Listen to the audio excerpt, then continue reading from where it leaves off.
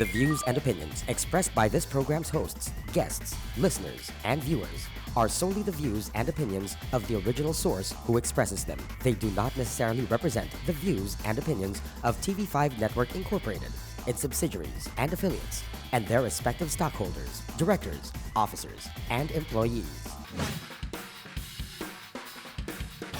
Sounding off from Los Angeles, the undisputed king of podcasting, who's all about the good times, Mo Twister.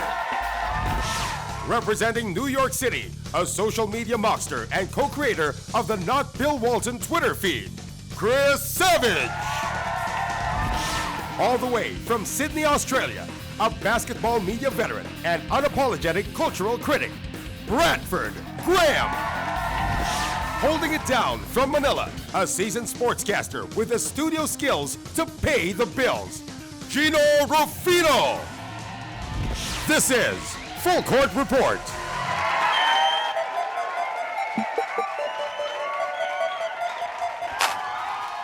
All right, welcome to the Full Court Report. We are four guys in four cities from all over the world giving our opinions or our points of view on NBA basketball. My name is Mo. I'm in Los Angeles. We have Chris in New York. Bradford is in Sydney, Australia. And in studio there is Gino Rufino. He is in Metro Manila, Philippines. Now, we are creeping up on the first month of the NBA as we come to close the first month of the NBA. And again, another exciting start to the season. We are going to be talking about some storylines, and I think I'm taking quarter number one here. Now, I have my Splash Brothers shirt, shocker, on right now, and I'm going to start this off with some Warriors talk again, and I can't help it. I know that maybe you guys. I know it's just we should rename this podcast to the Dubs. The Dubcast, the Dubs podcast, the Dub/Kobe podcast. It's not like I'm the only one who wants to do it, right? I mean, I'm trying to get out of not talking about the Warriors. However, today I was part of a media conference call with Steph Curry. Got a couple great quotes from him in that interview, and I thought we might as well share it with us here in this segment. So I'm on quarter number one. The clock starts now, so let's talk about Golden State. Now, we all know, of course, they went ahead and broke the record for best start in NBA history last night with a thumping of the Lakers. In the conference call earlier today with Steph, a question was asked on whether what's the next record that they have in sights? And is the 33 wins in a row something that's in play for them? The 1972 Lakers won 33 straight games. And Steph was like, hey, when it came to the 15-0 start, nobody was talking about it until last week. And now, it got a lot of attention, and here we are breaking a record, and it feels good. Now, the next thing that he knows, because he's kind of big NBA historian, is that the 33-win Laker team in 72 is something, in fact, that he is bringing up to the team. So it is a tangible goal. And let me go ahead and play you an excerpt from Steph Curry earlier today. Here's what he has to say about the 33 streak. There's so much that can happen in this league in over 82 games. That's the great teams are the ones that can focus on each individual game. So we talk about 33. I think I've probably talked about it more than anybody else on the team, just because I know about the history and just really how hard that is. We've had like 2 16-game winning streaks the last 2 years. And those are pretty special feats. For us to have to double that output, I mean, we're going to play hard and hopefully, close in on that record. But it won't be a disappointing, effort if we don't get there, because there's so many talented teams in this league, and for us to just be playing at a high level right now, that's what we're worried about. And if we close in, get to 29, 30 games, then we'll talk about it a little bit more.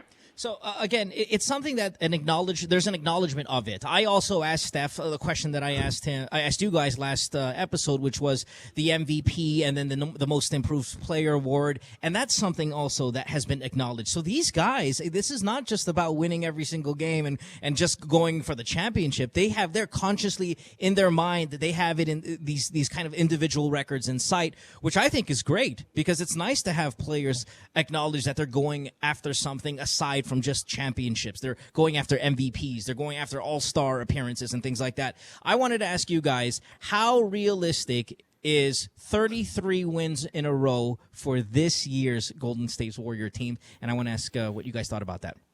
Well, listen, the closest they'll get to a historical 33 is when they go to Boston and see Larry Bird's retired number is up in the rafters. That's closest they'll get to 33.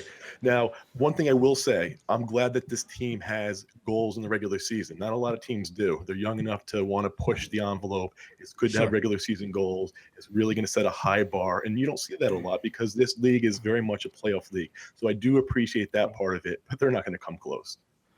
And why don't you think they're going to come close? Because I mean, I'm assuming you don't have their schedule in front of you right now, and if you in fact do, then can you maybe pinpoint a game that you think they might lose? I know we said last time that there's a target on their back every game. That's why. It's a really light schedule on the road, though, 233. I have said, again, I'll say it again, December 5 in Toronto might be a threat there. But after that, it's a really light schedule. The Christmas game is against the Cavaliers. If Kyrie's not back, again, that might not be, in Oakland, that might not be the threat that we might think it is. The next time they have a legitimate championship caliber squad is game 42 against the same Cavaliers in Cleveland. So by that, I mean, come on, the 34th win of the season to break the record is January 4 against the Hornets. I don't know. Maybe it's the fan in me that thinks that they can make it, but the schedule is really light, and you got to look at the schedule. I was going to say, we spoke about this off air for a minute, but you know how I feel, man. I love seeing these records getting busted.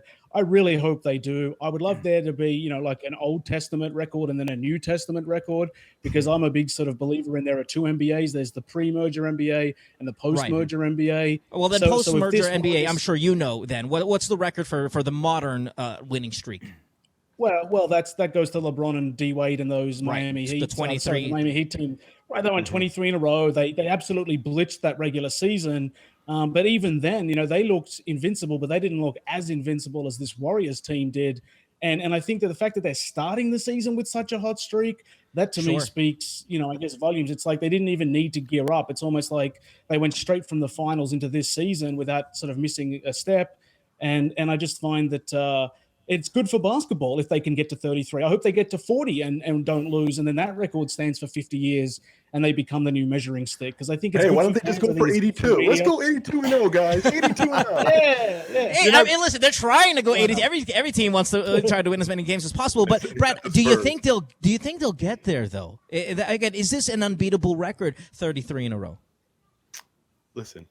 23 wins is a better streak for them to go to. 33 pre-merger, you had Wilt and Jerry West beating up on teams that maybe couldn't keep up with them athletically. This is a very athletic league this day and age. Some team can knock them off whether you don't think they're strong enough or not. Plus, they have a target on their back every game. It's just not going to happen. Shoot for 23, the post-merger era, and try to get to 24. That's a nice record. Listen, all I'm saying is there's no San Antonio to face on the way to 33. There's no Oklahoma City that they have to face. There's none of these powerhouse teams except that Cleveland date on Christmas. And then, the other one will be on the 42nd game, so they would have at least beat that. It's just Cleveland on Christmas in Oakland. There's no Clippers. There's nobody else there. They've had targets on their backs to begin the season with, and they've still dominated teams. Maybe minus 2 or 3 games last week, but they've gotten back on track. And I think, I'm done thinking that they're gonna lose the next game, and they've gone this long without dropping a game, and I think they have a chance of getting to that new record.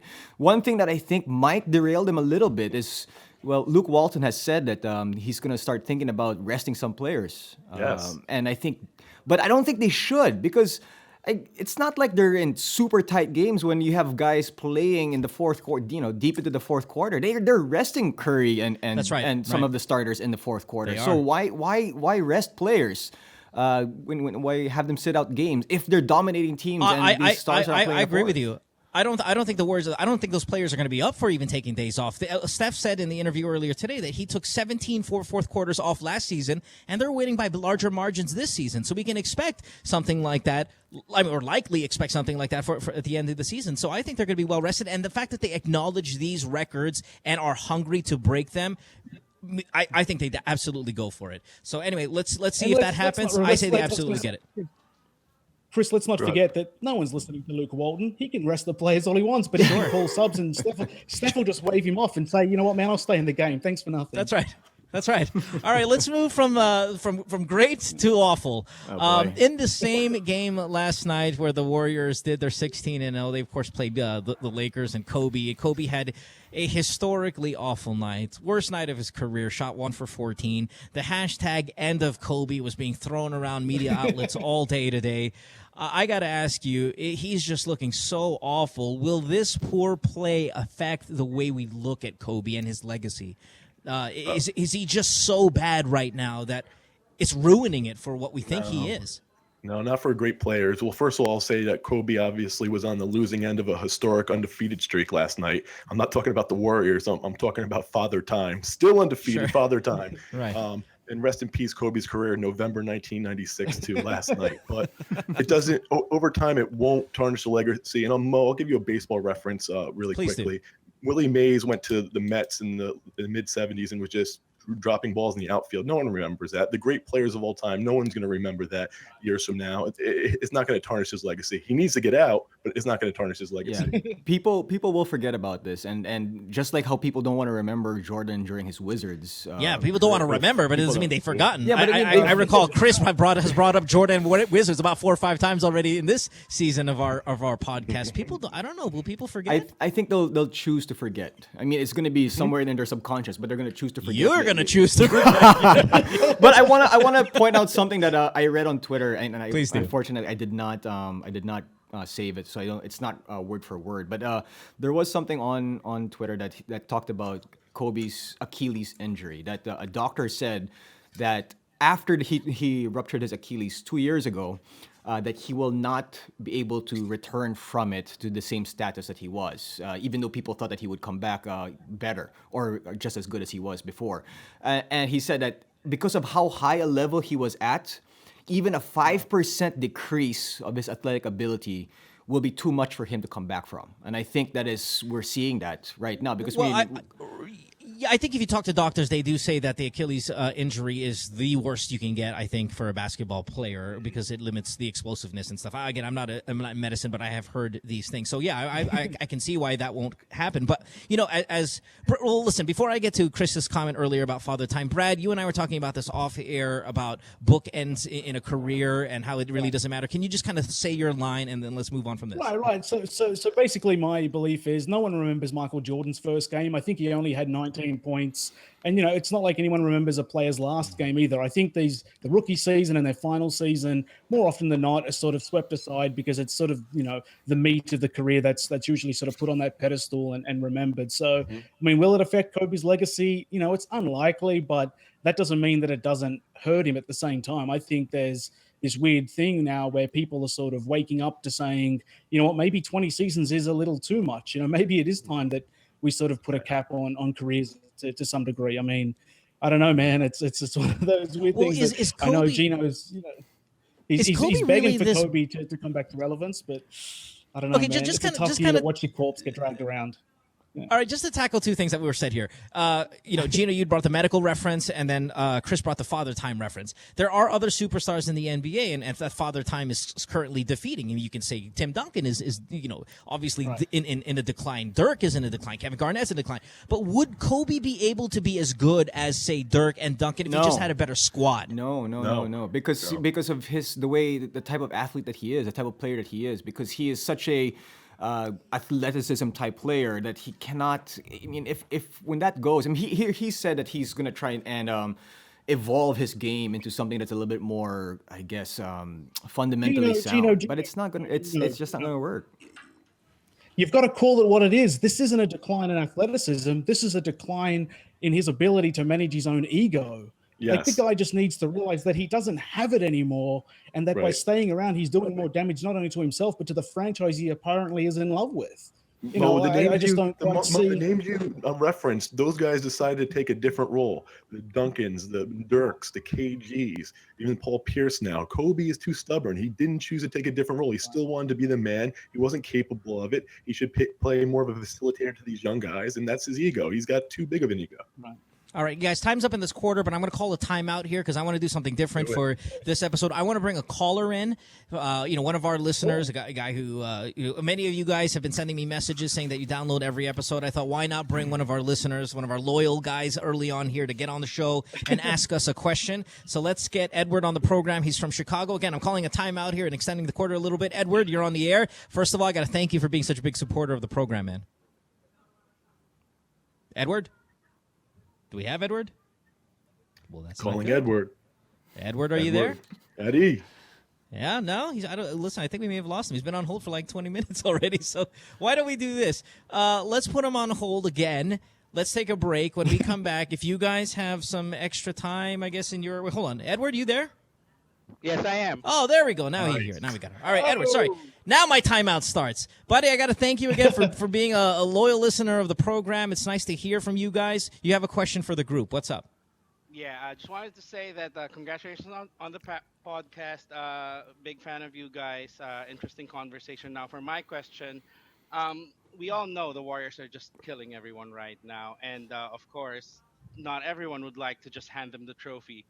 Which of the contenders do you think would be the first to make a move to solidify their lineup to make sure that come playoff time, they're in for the long haul, they can challenge the Warriors? For a deep playoff run. I think we talked about this. Not the same exact question, but we said which teams might have to kind of push a panic button and make adjustments so they can kind of keep up with a blistering Warrior team. You guys have any answers to this one? It's an interesting question. Which of the contenders do you think will shore up their team if it's try to make a deep run? If it's a team that will try and get an extra piece to be able to contend against the Warriors, it has to be the Clippers, because that was my topic last episode, because pretty much it's not gonna, that current lineup of the Clippers is not gonna beat the Warriors in a 7-game series. So they're gonna have to make some moves in order to try and beat the Warriors. Because the Spurs, I think, have a chance. Maybe the Thunder have a chance if they're healthy, but the Clippers don't.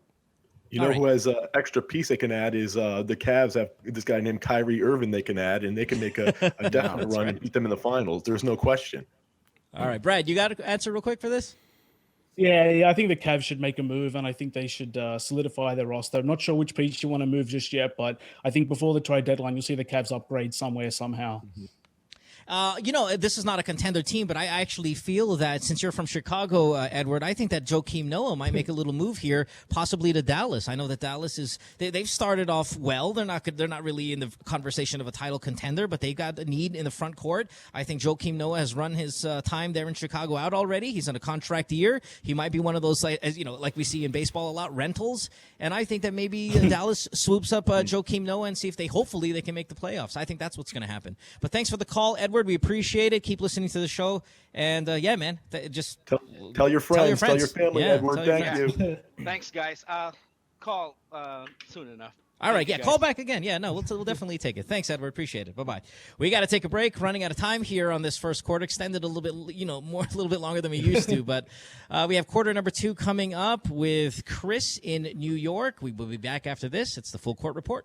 He has made viewers laugh with his funny antics and awesome style in comedy. He has also been in quite a few headlines himself. Well, funny man Arnel Ignacio loves good times too. Curious if he has funny secrets he'd like to spill? Then head on to www.tv5.com.ph/originals and watch Good Times with Mo. Thursday, 9 p.m. on Digital 5. Call us on our hotline, also on Viber and Skype.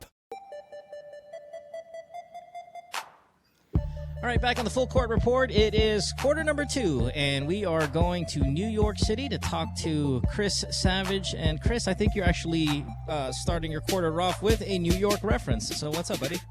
Well, I am, and once again, for various reasons that I'm going to get into, I'm going to be discussing Kristaps Porzingis, as I said, a.k.a. the Latvian Lightning, the Baltic Baller, the Eastern Bloc. So, man, we got to hold on time out before we get to even that. We got to get a better nickname for Kristaps, man. No, those are all too long. Listen, Eastern Bloc. How great is the Eastern Bloc? The Eastern Bloc, I'm cool with that. Was it the Latvian Lightning? What did you get on that one? What about the Baltic Baller? Who doesn't love that? Lukewarm about that. I like the Eastern Bloc, though. I could hang with that. All right, so we'll just go Eastern Bloc this time. Sure. So obviously, right, if you've been living under the rock, unless you've been living under the rock, you know that the Eastern Bloc is one of the biggest media stories early parts of the season. Sure. I want to talk about a few factors of that. One of the factors is he's exceeded expectations. This is a guy who went from being booed at the draft to being called a long-term project by Phil Jackson to now he's a guy who's clearly a second option for Carmelo Anthony, and he's even asking to take final shots of the game. This guy's super confident. I love his assertiveness. He wants to be the guy already. Quickly on some stats, 14 points, 9 rebounds in only 27 minutes. He's improved his shooting to 42%. He could also block shots and hit three-pointers, and he's superb at the free throw line. So here's a guy who you have to say is among the second or third best rookie, competing with Okafor, only behind Karl Anthony Towns. Now, one of the factors, as I said, is he's exceeding expectations, but there's a few other factors for this big media frenzy. One of the other factors is that he plays in New York, media capital of the world. Everything is magnified there. But there's another factor, and this is something that I've always been cognizant of as long as I've been a fan of the NBA and sports in general, and that's the racial issue. Here's the reality of it. American sports fans, especially predominantly white, they have a tendency to look for that great white hope. It's just a reality, not just in basketball, pretty much any sport that is predominantly African Americans. Some of it look as a novelty. Others, maybe there's more intention to that. But they see a white face possibly, and even if the white face is 7'2" and European, for whatever reason, they may relate to it better, even though that person might have nothing to do with them. So there's a history of it in the NBA. This is leads to more endorsements for some of these white players and more attention. So on the flip side is you have a player like Karl Anthony Towns who's having a much better season. Yeah, I know he plays in Minnesota, so that's a factor too. But him being an African American, I strongly feel that people almost expect him to be this good already, and they expect it. He's not getting the same attention. And guys, think about even this podcast. Now, we've now talked about Kristaps because we go where the stories are. We've now spoken about Kristaps multiple times. This is only the second time we've brought up Towns' name. So I'll dish it out to you guys. Talk to me about Kristaps on the court play, if you think this is going to continue and going to hit a rookie wall, and also how much does race play a factor in fandom in the NBA? Wow, Chris. Well, yeah, that's a lot of stuff to absorb, man. But all interesting stuff. Brad, you wanna go first? Yeah, I was just going to say that, you know what, Chris, somewhere Spike Lee has got his arm in the air saying, yeah, man, that's what I've been talking about for years. And so the funny thing about this is, you've got Dirk as, I guess, a case study that's come before Porzingis. He wasn't exactly the most electric player or the most popular player. Again, maybe playing in the Midwest didn't sort of help Dirk's cause. Maybe if he was a New Yorker or on the Eastern Seaboard, it might have sort of changed the dynamic a little bit. I definitely sort of see what you mean. I guess Larry Bird was, I guess, the one that everybody liked to sort of draw on as sort of saying that he was a white face that powered the NBA, during its early stages of its prime. And so maybe it's been a case of that the NBA has been searching for the Larry Bird replacement in the same way that every new two guard that comes through gets compared to Michael as the next athletic hope. So I definitely see your point about there being sort of a racial element to this. It's a bit of a shame that that always does sort of seem to come into play, that athletes, I guess, ultimately kind of given some sort of prestigeness based on their skin color, not on their abilities and contribution. For me, Porzingis is a rookie, man. Like, I just want to see how he develops rather than sort of blow him out of proportion. There are insanity elements here. New York just likes a feel-good story. And yeah, look, there's a little overhyping and all of that. I don't know, man. I guess New Yorkers, especially Knicks fans, are just so hungry for their team to be relevant again that they push anything to the forefront and sort of overpower other stories. And I so think, how much is this overhype, race related? You think it's just more exceeding expectations or the New York factor? I mean, what's your thoughts on that, guys? I think it's more the New York factor. I mean, obviously his play has proven that he is definitely better than people thought he would be. And then, of course, you have the racial thing. But I think it's really the New York thing. So whether you're a 7'2" European white guy or a 6'3" Asian kid, if you're playing in New York and you're doing well, you're gonna get your time in the spotlight. It's just that simple. I mean, it's especially for the Knicks, not too much for the Nets, but for the Knicks specifically. That if you're doing well in that franchise, whether it's going to be for like several games or an entire season, you're going to get your time in the spotlight. Well, Gino, I'll go back to something you said a few podcasts ago, that you said that people can relate a little more to Steph because maybe his body type, his size, than LeBron, because LeBron, obviously the freak of nature, that people can relate more. And that has nothing to do on the racial side. But, if they can relate more to Steph over LeBron because of body type, isn't it fair to say that the white Americans or white fans can relate more to a white face regardless of the size? Isn't it the same kind of parallel there? Yeah, sure. I mean, there's definitely a little bit of that element involved with the hype, but I just think that it's if he was playing, let's say, for the Bucks, okay, I just don't think that he would get this much attention. Okay, it's just as a white guy. Yeah, as a white guy. No, yeah. Right. So and I agree with you. I absolutely think it's completely a New York thing. It has nothing to do, I think, with him being a white guy. I think when people say Dirk Nowitzki, they don't say white guy, they say German. When they say Pau Gasol, which again Kristaps is being compared to, you think Spaniard. I don't ever think white guy. Though I think white guy when I hear names like Larry Bird, like, oh yeah, great white player, or Jason Williams, when Jason Williams was balling, oh, look at that white chocolate. Boy, he's that's like a white guy. His nickname was White Chocolate. That right, I know. So that I think with those examples, yes. I mean, a lot of the fanfare and stuff because they're white guys. But we're talking about Kristaps and Kristaps only, I have zero doubt in my mind that it has nothing to do with that, and everything about him just playing in New York and seeing a guy who can put up with this kind of skill set, being as tall as he is, as lanky, as young, and all of that, and being able to contribute the way he does. Now, I play fantasy basketball. I know many of you guys don't, but in the fantasy world, Porzingis can be a superstar. I mean, his averages are up there with the top tier guys, Kevin Durant, Chris Bosh. I'm talking about guys who can hit a 3-pointer, who can block a shot, and who can average more than 1 steal a game. And that's where he's at. He's a tad under a bit 1 steal per game, but you don't see guys who can do that often, who can shoot threes, block shots, and defensively hold their own. And those are Kevin Durant. Those are Kawhi Leonard. LeBron. These are upper tier individuals, and I think that's where the excitement is. It's the ability to have a guy do things that we don't see a lot often, and he plays in New York. So and that's it. Where's the wall for him then? You're comparing him to these great players already. Is the league going to catch up to him? I mean, where's the wall for this guy? Is he going to hit one, or is he going to continue to get better this year? Yeah, that I think the majority of rookies hit a wall, and it'll come for him. It's like we talked about earlier in the first segment. We're going to forget the first year and we're going to forget the last year, but it's so hard to forget this delicious kind of beginning that Porzingis has had. He probably will hit a wall just because of youth and frame, and maybe with all that fanfare, it gets really tiring as well. Okay, Chris, I will say this. I feel like right now he's kind of in that Yao Ming, Allen Iverson rookie phase where he's a bit of a novelty for the league just because he's different to everybody. Right. Yes. It helps sort of prepare him forward.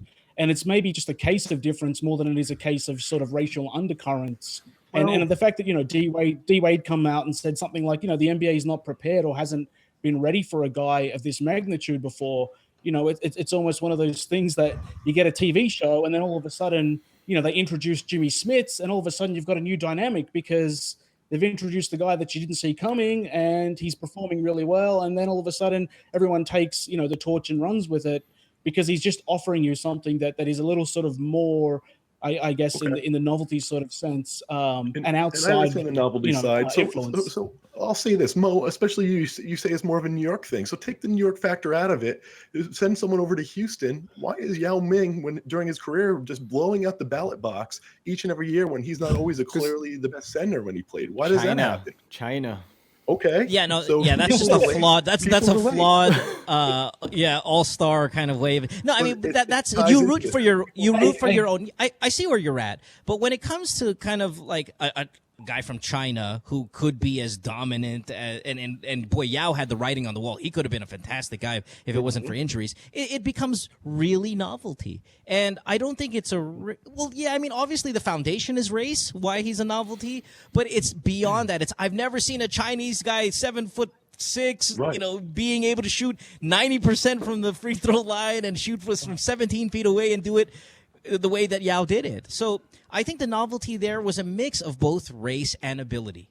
Because there were a bunch of other Chinese guys that came around, and they didn't get any of the fanfare because they weren't as skilled. Okay.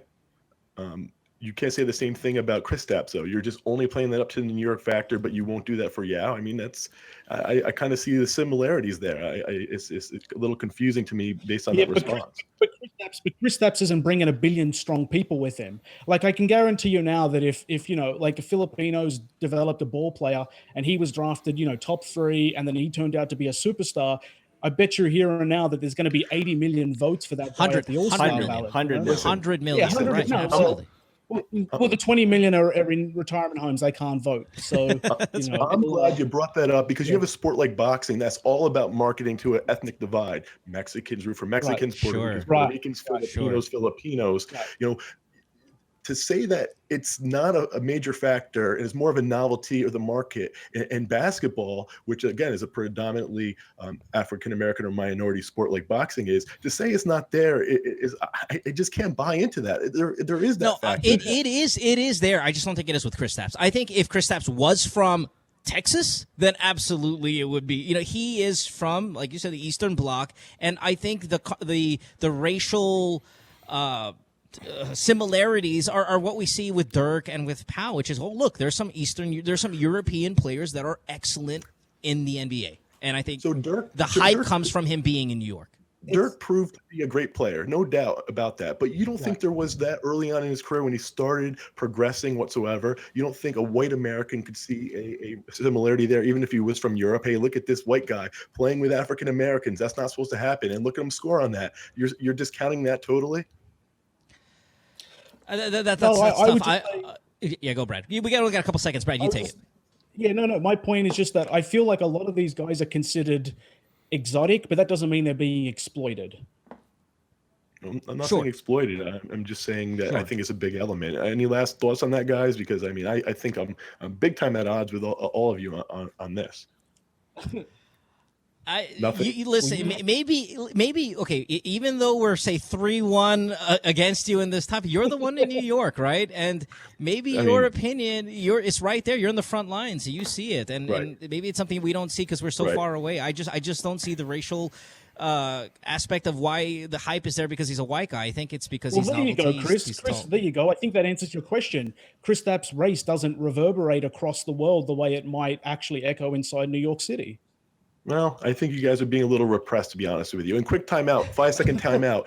Steve Nash's two MVPs were Bush League. So I'm done. We're good. All right. Let's take a break. When we come back, we have our halftime show where we talk everything not related to basketball, but we'll give it to more basketball when the second half comes back. You're listening to the Full Court Report. Don't go away.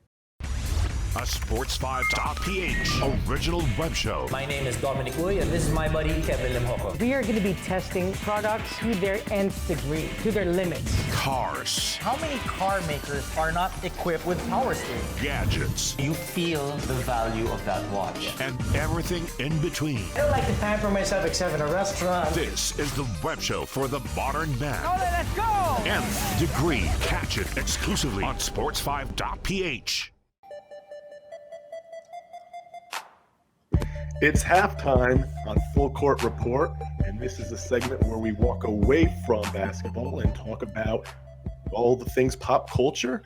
And today's topic will be our favorite anthems, or if you will, the song that gets us amped up the most. So I will start. Interesting. And the song that gets me amped the most, and I turn it on some mornings when I have to get going. It's a slow morning. This will always get me revved up. It's a song by DMX, The Lox, Black Rob, and Mace called 24 Hours to Live. Especially DMX's verse at the end always gets me amped up. Now what is it about the song? I have it on cue here. I'm going to play it for you. But what is it about this song? Okay, so first of all, the song is about, it poses a question. If you had 24 hours to live, what would you do? And it kind of really is a good song how everyone tells their own story. And it's just very animated how each person tells their own story. And I love almost all the verses, if not all of them, especially here we go. I'm going to play it. 24 Hours to Live. Here we go. This is your song.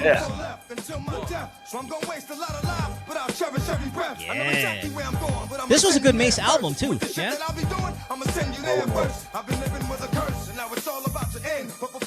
What do you guys think about this choice? Nope. No. Dope. Dope. Okay. Two thumbs up. Brad, you're a big hip hop guy. How do you like this choice? No, it's one of the few gems off Mace's album. Mace was always a little soft, but when that song dropped, man, everyone sort of thought that he had a real edge to him, and teaming up with the Locks, Black Rob, DMX, and especially how grimy DMX comes across on all these recordings.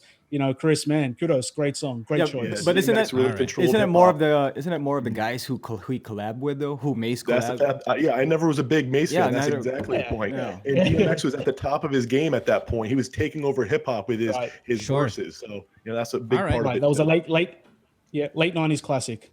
Yep. All right, let's go to Gino. Gino, what's your song here that gets you going? What is it? Skrillex or what are we looking at? I can't stand EDM. Sorry, but when it comes to like me trying to pump myself up, if I'm like about to play a sport, whether it's boxing, basketball, or whatever sport I'm doing, or if I'm running and I'm kind of feeling low in energy, and I press that power button or the power song button on my phone, and this is the song that comes up. It's actually Eminem's. From his 8 Mile, from his movie 8. There you go. There, that's it. Wow, I love it. A little too commercial for you guys? What do you think? No, because it's a great motivational song. It's a motivational song. I mean, it's one of those things that if I'm feeling low of energy, if I need an extra push, this comes on in my headphones. Yeah, you can really tell like what the song is from the beginning, man. It's a really kind of a identifiable kind of intro there. No, he's great. Hey, what do you put Eminem on as I guess we always talk about best of all time. You asked that, Mo. If you want to go back to quarter 2, I knew it. A long diatribe where he's overhyped and ranked a little too high, but he's still a top 10 Really, you don't think he was really talented? He's not a Nas or Jay-Z. Okay, all right. I thought he was a great lyricist, but I'm Mr. Commercial Top 10, boy. All right, give him top 10. Okay, all right. Yeah. He's like the third white chocolate. Keith Van Horn, Jason Williams, and Eminem. Let's talk about it again, second quarter. That's a great choice, He's the Kristaps Porzingis of rap. Yeah, all right. Listen, who are we going next with? Brad, what's your kind of go-to song? Yeah. Man, when it comes to hype tracks, when it comes to getting myself prepped, whether it's for sports, whether it's for going out on a date, whether it's just for driving down the freeway at 100 miles an hour, I can't go past Outkast's Bombs Over Baghdad. When that song first invaded my mind, dude, it crushed my life. It changed everything. It changed the way I appreciated Southern hip-hop. It introduced me to a new decade of music. And, man, this stuff, I could listen to this over and over and over again. Have I heard of this song before? By the way, I'm the radio DJ by trade for 21 years. I don't think I've ever heard this song. Look, I'll say this to you. If you ever want to get hyped, watch that clip. Andre 3000 goes running down a field with a bunch of kids, and man, it's one of the classiest film clips you've ever seen. And I don't know if the film clip's the greatest thing or the song's the greatest thing, but even like Complex Magazine had it as like the greatest song of the last 10 years, 2000 to 2010. So, it's Andre Band's Take Me to the Lions, Dan. Man, it's crazy song, man. Crazy. The lyrics are off the charts. You know what, man? Trust me. There will be more than a few NBA players out there who'll know that track. Yeah, it's a good choice. Oh, I'm sure. I'm sure. Not one of my favorite Outkast songs, but still a really good choice because it is an amped up anthem. Okay, you guys gonna crucify me now that it's my turn, and I'm gonna tell you what my song is. Miley Cyrus. All right, how much time do we got left here? Contain the lyrics? Does your song contain the lyrics? Let's finish it. Okay, we got 40 seconds left at halftime. Here we go. This is mine. Okay, any guesses out there? No? Yes? Creed Okay. or Coldplay or Smash Mouth, something like that. You got it, my friend. What, Coldplay? Absolutely. That's right. Fix You, Baby by Coldplay. Nothing does it more than this fucking song. Whoop. Hey, listen, my halftime's full of profanity because I'm so passionate about these things that you're asking me. Baboons. Coldplay's Fix You. Africa. Look at this bridge, man. Look at that guitar work. Look how it gets all exciting. You could have at least chosen Bon Jovi's Living on a Prayer or something. Garbage to this. Garbage. Creed is rock for people who hate rock. Yeah. No, with Metallica and all the sort of heavier songs out there, Mo, that gets you. Hell's Bells. Let's put it on. Let's put Hell's Bells on. That's my song, man. That's when I travel. ACDC's Hell's Bells. When I travel, when I go to a city, when I want to think about life and want to get happy about stuff, there you go, man. Fix You by Coldplay. That's how it is. That's nice. Your amped up is a little different than ours. I want to punch walls when I get amped up. No, I want to hug. I want hugs. I want Care Bear stare. Oh, All right, let's take a break. I want to punch Mo for playing that song. When we Awesome. come back, hey, listen, I'm going off to commercial break with this song. When we come back, we have the second half of the full court report. Stick around. I believe Gino is going to be taking third quarter point guard duties. So we'll see you guys in just a little bit. Don't go away. He has made viewers laugh with his funny antics and awesome style in comedy. He has also been in quite a few headlines himself. Well, funny man Arnel Ignacio loves good times too. Curious if he has funny secrets he'd like to spill? Then head on to www.tv5.com.ph/originals and watch Good Times with Mo. Thursday, 9 p.m. on Digital 5. Call us on our hotline, also on Viber and Skype. Hey, welcome back to the Full Court Report. We are now on the second half of our show, and Gino's going to be leading off quarter number 3. So, Gino, I'm going to pass the ball to you here. You've got point guard duties, and you're on the clock. What do you got for us, buddy? Thanks, Mo. I want to talk about the Cleveland Cavaliers, the winners or the winners of the Eastern Conference last year. Now, currently they are at 11-4. They lost to the Raptors earlier today, but they are still number 1 in the Eastern Conference. And despite not having some of their starters, of course, Kyrie Irving's still out, Iman Shumpert is out, and Timofey Mozgov has been out the past couple of games. Of course, they still have LeBron James, which I guess through recent history we've seen that's been enough for most teams. The king. Now, James has said during the offseason that one of his goals this year is to get Kevin Love back into the All-Star game. And Kevin Love has responded. His points per game and assists per game and rebounds per game are all up from last season. And he seems to be actually happy in Cleveland. Now, the addition of Mo Williams has helped a lot as well. His averages of 15 points per game and 5 assists per game has been a blessing for the Cavs, especially without Kyrie Irving. Speaking of Irving, he is expected to return sometime or before January. And before he returns, of course, or when he returns, obviously there's going to be a period of adjustment. But I think they're going to be able to be fine come All-Star break. Now, I want to send this over to Brad because Brad, earlier in this podcast, you said that the Cavs should make a move to be competitive, and I just wanted to hear what kind of move that is. You think that the Cavs need to do? Right. Well, I mean, I guess from my perspective, their health still remains a concern. I know LeBron has spoken about how unfair it has been that, Golden State hasn't suffered a single injury and that the Cleveland Cavaliers continually seem to have players in and out of the lineup. So I guess I'd be looking after somebody who has a good track record. I don't know if their bench can be entirely, trusted in a deep playoff run. And again, injuries are unpredictable, and having LeBron obviously gives them flexibility. He can play any number of 4 or 5 positions. Kevin Love might be the key to their success and their ability to, claim the crown this year. But as far as a move goes, I still think it's in the middle that I sort of worry the most about this team. If they go with small ball, it might not be an issue. But yeah, like with Mozgov now being hurt, I don't know if I trust, Tristan Thompson to be able to get it done on a full-time sort of basis. Yeah, man, I don't know. I think the Cavs maybe need tweaks, maybe more than an overhaul. Richard Jefferson, I don't know if I trust him. No. Mo Williams is good in patches, but we're still not sure if Mo Williams can do it off the bench when Kyrie comes back. We don't know how ball distribution is going to affect this team. And so, the good thing is they've got from now till the deadline to sort of figure themselves out and get their rotation secure. But yeah, man, if I'm David Blatt, I'm still looking at this team like I'm still ready to make a move if the right move was presented.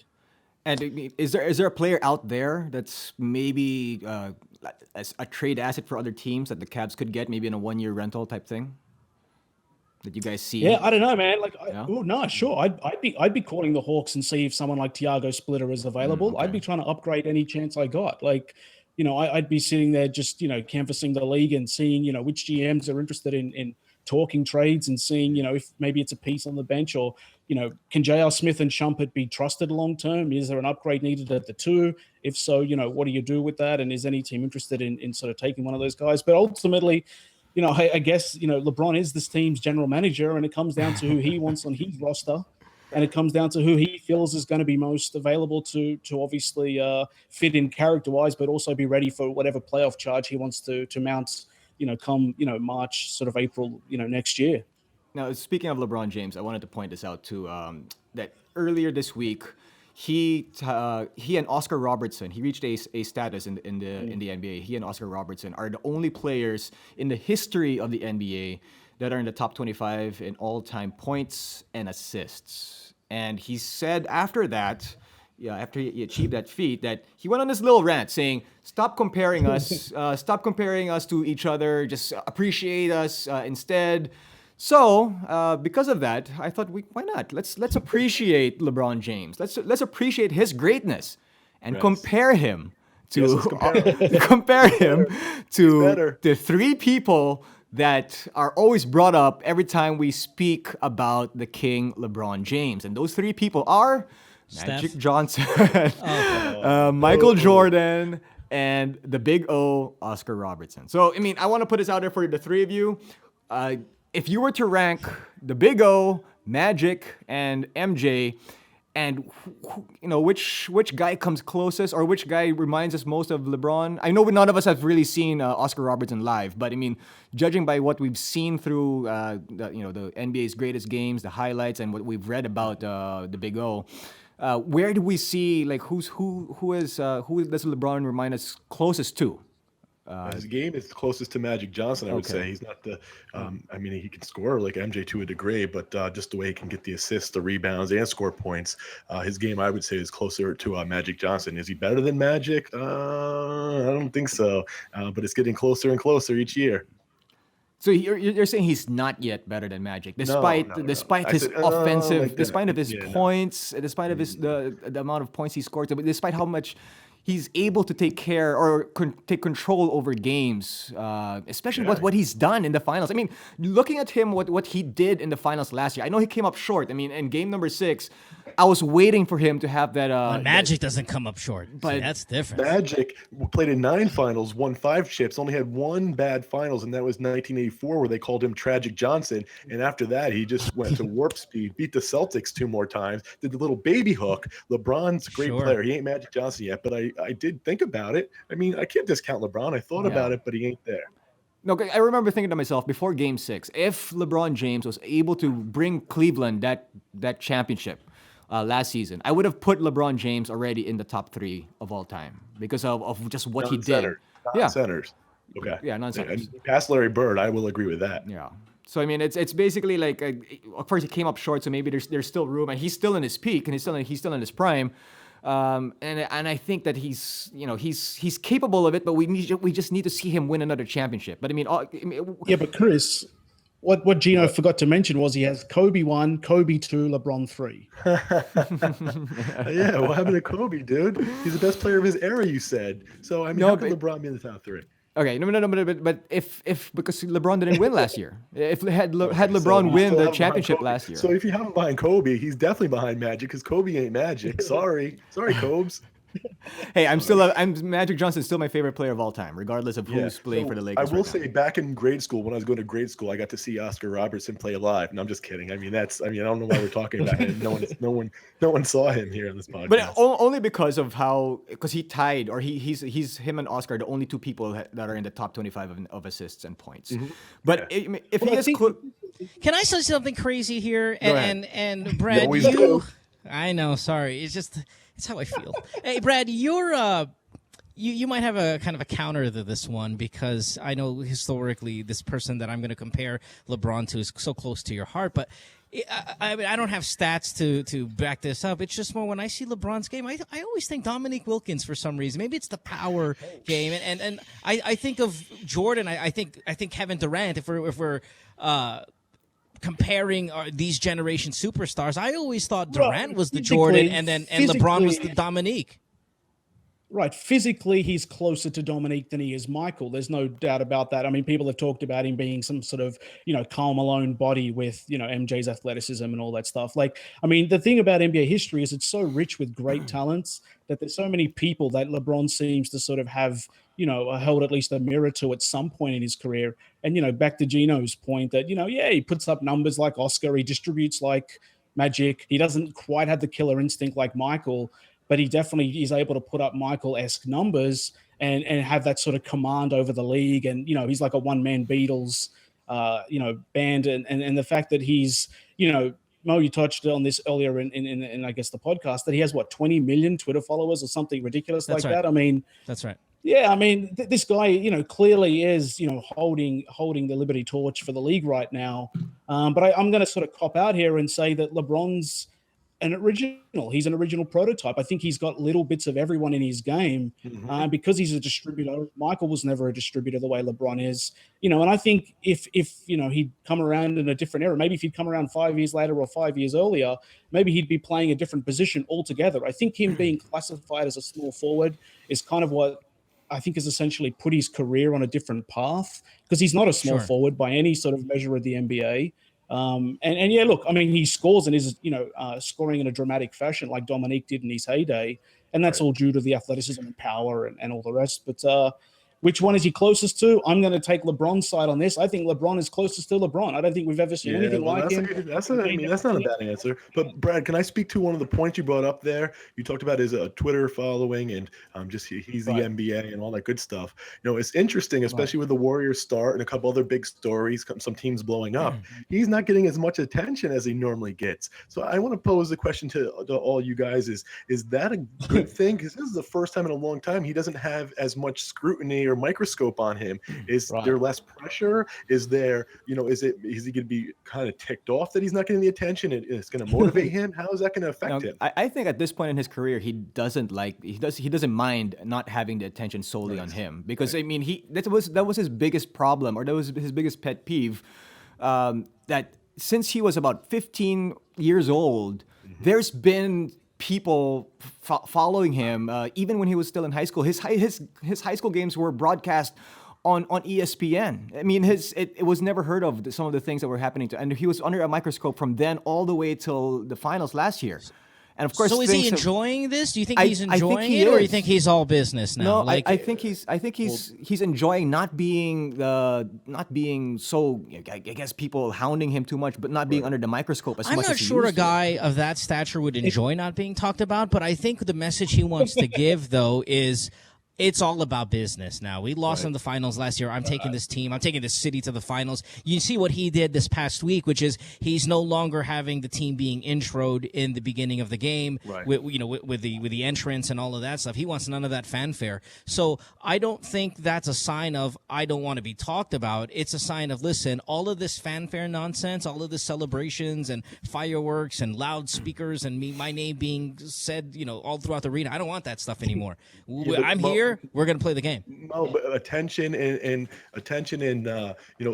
business is a little bit different. He's not getting the attention, but so I'll ask this because he worried about the hunger in the Cavs too. LeBron in his early career had the most fun out of anyone. Camaraderie with his teammates. He just yucked it up, sort of like Steph is now with his teammates. LeBron has changed a little bit. To me, it doesn't seem so fun for him. It is probably too business-like, which if it means he's going to win a title, fine, but I don't think he's enjoying it like he used to either. I think he's still enjoying it. I think it's basically he's matured. He's gotten a little bit older, and he's not as, I guess, flamboyant as he once was with the way. I saw them. We got to go because this thing is over unless you want to call timeout. But I saw them lose today, and here's why I don't think that. We'll go back to the Cavs thing. I just don't like how they lose. They look frustrated. They look like they're blaming each other. I think the way he gives that death stare to J.R. Smith. J.R. doesn't take that well. So I'm not 100% sure that this is going to be their year. And maybe, again, going back to the earlier point, they need to get some pieces there because I think LeBron's frustrated and needs a championship right now more than ever. All right, but anyway, that's our quarter number 3. We're going to take a commercial break. When we come back, taking it home tonight is Brad in Sydney, Australia with the fourth quarter. You're listening to the Full Court Report. Don't go away. See you in a bit. A Sports5.ph original web show. My name is Dominic Uy, and this is my buddy Kevin Limhoco. We are going to be testing products to their nth degree, to their limits. Cars. How many car makers are not equipped with power steering? Gadgets. You feel the value of that watch. And everything in between. I don't like to pamper myself except in a restaurant. This is the web show for the modern man. Oh, let's go! Nth degree. Catch it exclusively on Sports5.ph. Hey, look at that. It's the fourth quarter here at the Full Court Report, and we are going all the way to Australia to get Brad to take control of this quarter as we wrap up today's episode. Brad, you are on the clock, my friend, and what do you got? All right, guys, I wanted to bring up Kevin Durant's return. I don't know if you saw this, but in his first game back, the Thunder enjoyed a blowout win versus Utah. Durant even threw down a nifty little one-handed alley-oop from the Westbrook pass, and it kind of reminded me of Sean Kemp back in the 90s, which I thought was a great sign for not only the Thunder faithful, but it was an awful sign for everyone who's not associated with the Thunder because Durant looks good. The hamstring strain doesn't seem like it slowed him down at all. He was hitting jumpers all over the court, pull-up threes. He's looking like his old self again. The Thunder went 3-3 in his absence, and now they have a cushy sort of, home and road sort of streak ahead of them. He's talked about how much him and Westbrook, get along. The team now has a chance to address all of their inconsistencies, their defensive deficiencies, and the fact that they don't sort of play a real strong opponent until they face LeBron's Cavs in mid-December. I basically wanted to sort of, throw it out there that if this team gets rhythm and if this team ends up sort of getting a groove and Durant hasn't lost a step, what do you think the ceiling is for this team? Can they chase down San Antonio and how close can they get to the Warriors? And what is it you like and don't like about this current Thunder makeup? So, Chris, I'll go to you first. Sure. Well, good news for Westbrook. Durant is back. Bad news for Westbrook. Durant is back. So, I mean, he's not going to have his big statistical days. But so you asked me what their upside is. Sky's the limit. Right. Sky is the limit. The downside is Westbrook and Durant, they need to figure out how they handle their offense together in the fourth quarter instead of I got one, you got one, I got one, you got one. They need that symbiotic approach if they really want to make this work. So, I mean, they're right there with the rest of the West. If Durant stays healthy, I think the world of this team. I agree. I mean, I think their ceiling is a championship. I think that highly of this lineup of this team and the star and the power of both Durant and Russ together. And I think if the main issue for me is health. I mean, if they're able to stay healthy, not just Durant, not just Westbrook, but everybody else on their bench, if they manage to stay healthy, I do think they have enough firepower to beat the top teams. Of course, it really depends on how the Dubs will be by the postseason. Gino, do you think that even though this is somehow kind of almost by default become Westbrook's team, is it still fair to say that Durant's the most important player in Oklahoma City? And if so, how do you reconcile the fact that it's one guy's team, but another guy's actually more important than the guy who's actually running the show? I mean, it's in my opinion, it is Westbrook's team simply because of the way he plays the game. He's a little bit more, I guess, more energetic than KD. Right. KD's probably in my opinion, probably a better scorer. But I think Westbrook does everything else slightly better than KD does. And KD is the most important in that sense because they need KD's ability to score. And if they don't have that, I think he scores a little bit easier than Westbrook does. And I think that's what they need because they get a lot of offense from KD's offense, the way how easy it is for him to put points on the board. Well, the reason why I think... Go ahead, Mo. Yeah, go ahead. Yeah, the reason why I think... and I'll get to you, Chris, this will be quick. The reason why I think Durant is the most important piece is just because the matchup problems he creates for other teams. Like, you can always try to put your best defender, your best on-the-ball defender on Westbrook. You're probably going to slow him down, but you're not going to stop him. With Kevin Durant, it's just so hard to match up with a guy like that, with that size, that speed, that ability. So I think then, by default, it makes Kevin Durant the most important piece on this team. And because it's also going to open up stuff for the other players because of his ability. Right, he's more of a matchup issue than he is. The matchup issue makes him the most important. But I will say this about Russ. I think he has a bigger ceiling. I don't think we've seen it yet. I think he's going to continue to get better, which is a scary thought. This guy is a monster. We spoke about it before. He's an absolute savage when he goes to the rim. And now just the way he's continuing to play, we haven't seen the ceiling yet. And he is the best player on the team. Right, but we are talking about the individual, but does it translate to wins? And I think that's the thing that needs to be proven. I think I'm with you on Russ, man. He's fantastic. He is a monster, and he's really probably just as exciting to me as watching Steph when you watch these guys play. But it has to translate to wins. And we're not able to see that recently because there's so many injuries. It's not just Kevin Durant going down or Westbrook. It's Ibaka going down. What's the bench? Are we confident in that bench they have there to line up against the rest of the other teams? Are we confident that Dion Waiters can make an open layup? I mean, I'm not even sure if the guy knows how. You're right. Shots. But the thing is, and I was going to make a sort of point of this, with the situation that's going on down in Oklahoma City now, look, it's clearly not as melodramatic as what's going on with the Kings or the Clippers. Those guys have sort of, more soap opera kind of seasons happening right now. But that didn't stop the Oklahoma State from giving Durant a Hall of Fame induction, despite the fact that he's only in his late 20s and he's only been there for a few years. Do you think that's some sort of desperate attempt to sort of solidify their love for him? And he sort of said that he doesn't want fans out there. Of course. I mean, where do you stand on states coming to the call here and governors stepping in and basically deciding, no, stay here, you're good for the... Yeah, they're definitely trying to keep him there. I mean, why would... I mean, obviously, they're doing what they should in order to try and keep him. They're basically pulling off all the stops and trying their best so that he doesn't even look at Washington, LA, or wherever else that he's thinking about going.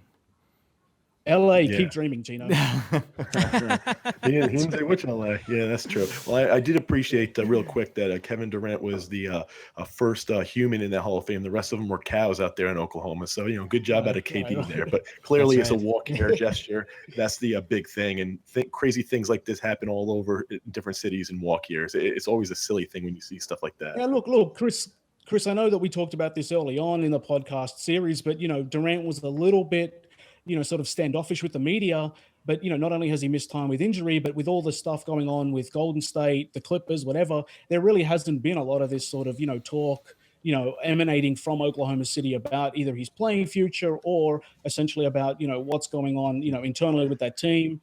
Do you think that this is helpful for the Thunder? I mean, him and Russ, they're like brothers, but they have their minor spats once in a while. That could be telling either way, though. Wasn't that said? That would concern me once in a while, a little bit. Right, you've got brothers. How does a relationship work? I mean, at the end of the day, you've got each other's back. But you can still squabble. That's true, but doesn't mean I would stay in the same neighborhood with him if I had to. I mean, sometimes you need a break, man. He did say they curse each other out, and boy, in the modern NBA, a minor curse word seems to kind of like get these sensitive guys, bothered. So yeah, seriously, it is worth thinking about. And I think both of them are guys, going to be sensitive. I'm going to switch it up. I'm going to switch it up a little here. I know Thanksgiving's on the horizon. I want to play a little Thanksgiving NBA style. So let me ask each of one of you, which player are you most thankful for this season? Mo, let's go with you. It's so obvious just because I talk about him all the time. And it really is. Listen, as much as I don't want to say his name, how can you not, though? It's Stephen Curry is having just a fantastic year. And even if I wasn't a fan of the team or the guy, you can't you can't change the channel when he's on because I'm thankful for the entertainment, for the beautiful basketball Gino, that the Warriors bring. We've heard enough from Mo on this. Yeah, Gino, who do you got? Hey, listen, time out. No, listen. For all the crap I get talking about Steph, you talk about Kevin Durant and the Thunder just as much, but nobody gets on your. No, he doesn't. Yes, he does. That's not true. All right, go ahead. Gino, who you got? For me, it's I'm thankful that Kevin Durant is somewhat healthy. I was a little bit worried of what he would look like when he would come back, and Paul George as well. The two guys that I think have made great comebacks after their major injuries. So the two guys playing at the level that they're playing, I'm very thankful to see them bounce back from devastating injuries.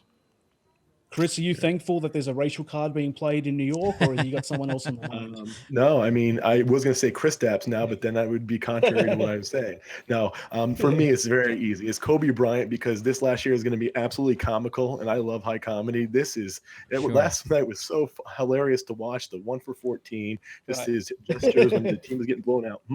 What was that? No, I mean, jokes aside, though, Chris, it is true. The only entertaining part of watching the Lakers is really seeing Kobe struggle the way he is. Whether you're a fan or not, it's kind of like a beautiful little disaster going on over there. It's like a train wreck or a car accident. We're seeing the demise of an action hero. Yeah. Sure. No, we're seeing, Rocky 5? We're watching Rocky 5. Well, at least they came back, but he ain't coming back. Kobe, it ain't happening. So, no, whatever. What about you, Brad? More like Schwarzenegger in a razor. The player I'm most thankful for is always Boogie Cousins. I think he just makes the world a more entertaining place. I love everything he does, and the fact that he's really maybe the most skilled big man in the NBA. I don't like him shooting threes, but I'm thankful for just about everything else he does on and off the court. So keep selling those T-shirts, big boy. Let me ask you guys, who's been the biggest turkey so far this year? Whether that's the centerpiece or the biggest joke, who you got? Turkey. I'll jump in. What really ticks me off from a turkey standpoint, and it's not on him, is that JaVale McGee doesn't get enough playing time, because you want to talk about entertainment. Oh my goodness, I love that dude, and he's not getting enough playing time. So that's like a turkey decision that he's not in the forefront to get minutes, because he's enjoyable too. Mo, who you got? Who's your turkey? I still don't know what that means, but let's go ahead and say. How about this? Whether it's related to turkeys or not, I think Rajon Rondo should get a little bit more fanfare for what he's been doing over there in Sacramento. Yeah, maybe it's not translating into a great record over there, but boy, I feel like he's back, and not a lot of people are talking about it. Another great game tonight: 13 assists, 9 rebounds, 10 points. This kind of looks like a Celtics Rondo, and he's been doing it night after night. I think maybe we should dedicate a quarter to him, or we'll find not quarter, but. Maybe a minute of overtime to Rajon Rondo one day. We'll just send him a turkey leg with your name on it and say thanks for everything. So his listen, they're a bad team and they're not going anywhere, but I appreciate the beauty that Rajon Rondo used to be, and that there's hints of him back again this season. I think it's his last chance of getting back to significance in the NBA. And if he doesn't do it this season, he's going to. The stat lines are there, man. He's doing triple doubles. All right, go. All right, let's finish on this one. Who you got? For your favorite side dish? Who's been the best support player or the best extra this season? Everybody in the Warriors not named Stephen Curry. Yeah, Draymond Green. Everybody into that. Chris Stapps is a revelation over there in New York. Yeah. He sure is, and he's white too, so that's the easy answer. You guys are insane. No, actually, I brought him up earlier, but Karl Anthony Towns to Wiggins that's a nice tandem that's shaping up over there. Yeah, and I see. I like also Russell. We talked about Russell earlier in this quarter. I like seeing Russell's. I love the numbers. I love the assist numbers are kind of outrageous. Love seeing that. All right, but there we go. That is the end of the fourth quarter. Thank you very much, Brad. We will take a commercial break. When we come back, we have our overtime segment that'll run for a few minutes. Don't go away. You're listening to the Full Court Report. He has made viewers laugh with his funny antics and awesome style in comedy. He has also been in quite a few headlines himself. Well, funny man Arnel Ignacio loves good times too. Curious if he has funny secrets he'd like to spill? Then head on to www.tv5.com.ph/originals and watch Good Times with Mo. Thursday, 9 p.m. on Digital 5. Call us on our hotline, also on Viber and Skype. Welcome back to the Full Court Report. It is overtime, and in this segment, I would like to talk about social media feeds. Which one of the NBA players are your favorites? For what reason?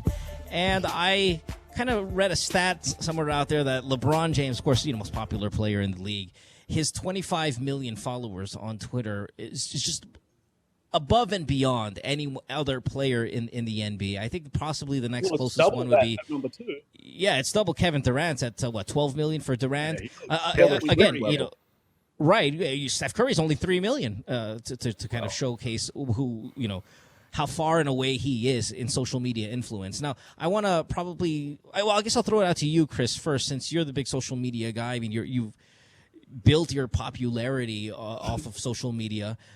Who do you follow? Who's your number one go-to NBA player on Twitter? For me, it's Blake Griffin. He's been good for a couple of years. He has a nice, dry sense of humor, so I do appreciate that. And I'm a little biased. He followed me for a little while too, until I had to throw some zingers at him for poor performance, and that was a quick unfollow. But it's Blake for me. He's I do like his sense of humor, so it's cool.